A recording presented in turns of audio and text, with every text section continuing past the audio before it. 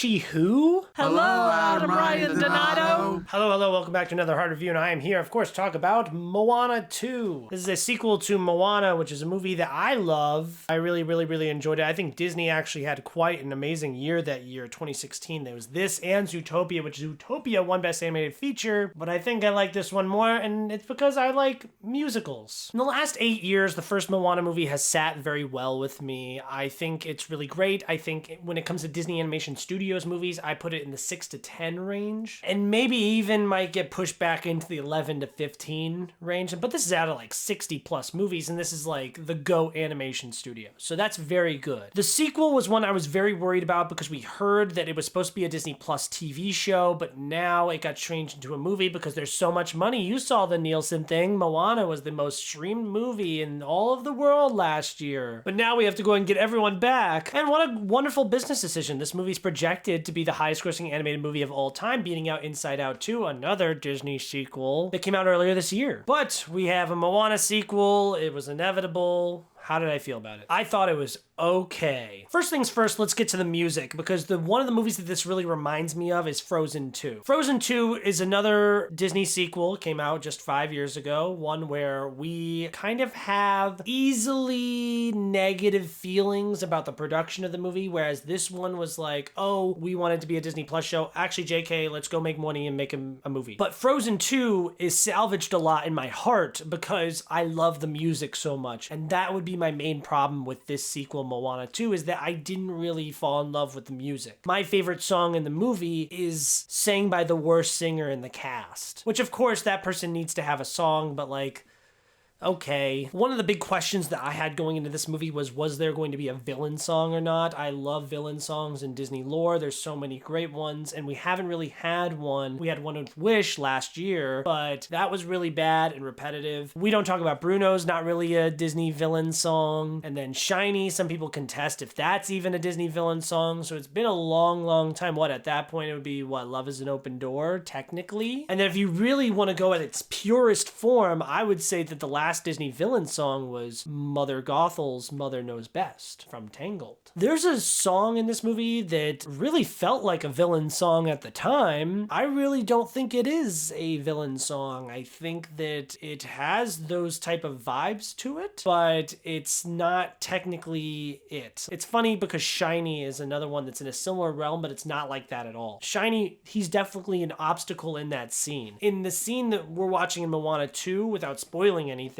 the person that's singing the song is trying to help the main character and actually like succeeds in not only helping her physically accomplish her goal, but also emotionally feeling better about her situation. And it's not like proven later that this is like a bad thing and that they were leading her astray, or at least not from what I got. A lot of the songs felt very mid, and I think that's from the fact that Lin-Manuel Miranda wasn't as involved as much as he was in the first movie. The establishing number I wasn't crazy about. The I Want song I really wasn't crazy about. There's a fun group number that I really enjoyed. It had a lot of energy to it, especially with the animation. Maui's song is, fun as a song sang by The Rock can be. I think Moana has another song towards the end, and then they have the final song of the movie. I really don't want to spoil what it is, but it kind of harkens back to the first movie in a really good way. Not in a way that feels like, oh, we're just doing the same thing as the first one, in a way that feels like we're evolving from the first one, which I don't feel like the rest of this movie really does at all. It's crazy because for a movie that's about exploring the unknown and trying to innovate, this movie really is just stuck in the past. Every single joke in this movie is just a reference to a joke in the first movie. They do the pig joke where they're like, oh, everyone eat the pork, it's gonna get cold, and then we cut to the pig and Pig's upset, and then Moana's like, oh, haha, I gotta stop doing that, haha. Remember from the first movie when I said that there, and I still said it now, I have not learned. A lot of this movie isn't funny. I think I laughed like a couple times, which is really sad because I think the first movie does have a lot of personality and is very funny. This movie has personality, I just don't really think it's very funny at all. Speaking of a retread, I think that the story very much so feels like a retread. I mean, yeah, there's new people that are on the journey with Moana, and that's kind of fun. I think one of them I really like, the guy who like really loves Maui. I thought it was a funny character, but the other two I could have done without. I didn't really need them at all, and yeah, it was nice seeing them work as a team, I guess, but nothing really to see here. The narrative is just the same thing. We are on this little island. Something's going going wrong and our home is in danger and, you know, we want to go out and explore new things, so let's go out and do it so that we can save the day. And then we're going to team up with Maui along the way, and then we're going to fight some kind of like environmental villain of sorts. You know, it's going to be this big climax where we're kind of fighting nature in a way without spoiling anything. So narratively, it feels a lot like a Disney straight-to-DVD sequel, you know, quality level, just like Frozen 2, but I think Frozen 2 even has a better narrative. I think this is more cohesive because there's nothing like Kristoff's storyline or Olaf's storyline where each of them have their own little internal arc that they go through that really has nothing to do with the main plot of the movie. This is a lot more cohesive in that there's not like a lot of extraneous stuff like that, but also there's no substance whatsoever. And also this movie has zero balls. This movie makes decisions that I think have the potential to be cool, but then they're like, let's just do the safest thing possible. And that's the thing with this movie, is it's just the safest thing possible. Everyone loves Moana. Let's slap a 2 on it, throw it out in theaters right around Thanksgiving, and everyone will eat it up. It is a nice vibe. I like being out in the water and in this island theme, and it's cute and fun, don't get me wrong. And then that's another thing I really didn't like about it, is I really thought about Disney Animation Studios' previous sequels, and one that this made me think about negatively in comparison is Rescuers Down Under, because at least that movie's very much so the same. Okay, these 2 fucking mice are gonna go and, you know, solve a mystery or whatever with some kind of other animal. But the fact that we're in a completely different terrain that comes with completely different wildlife and gives a whole new different vibe, and then we really focus heavily on the villain, so it makes it feel a little bit new. And here we don't really focus on the villain at all. In fact, this movie goes out of its way to hide the villain from you, and then there really isn't much of a villain towards the end of the movie at all. And we're in the same exact terrain with mostly the same creatures, some different kinds of creatures, and that's fun, I guess, but it feels very much so like a lateral move from the first movie, which is bad. When you're doing a sequel, you need to keep it fresh, and it's just kind of like we're doing the same thing. So I think this is going to be a satisfying sequel for most people. I think families will enjoy it. I think kids will be like, Moana! But for you adults out there who are looking for more than just a greatest hits type thing, this is a very diet, watered down Sprite type of movie. But it's okay. It's content, but I'm content. I'm gonna go ahead and give this one a 3 out of 5. It's fine. I like Inside Out 2 better. I like Frozen 2 better. I like Rescuers Down Under better. I like pretty much most things more than I like this. But I will say I do like this more than I like Ralph Breaks the Internet. Thank you guys so much for watching this video. Like, comment, subscribe. Why don't you guys tell me what your favorite animated movie of the year is, because this is pretty much it, right? I mean, Mufasa the Lion King is animated. And then the Lord of the Rings movie. I'm more excited about the Lord of the Rings movie.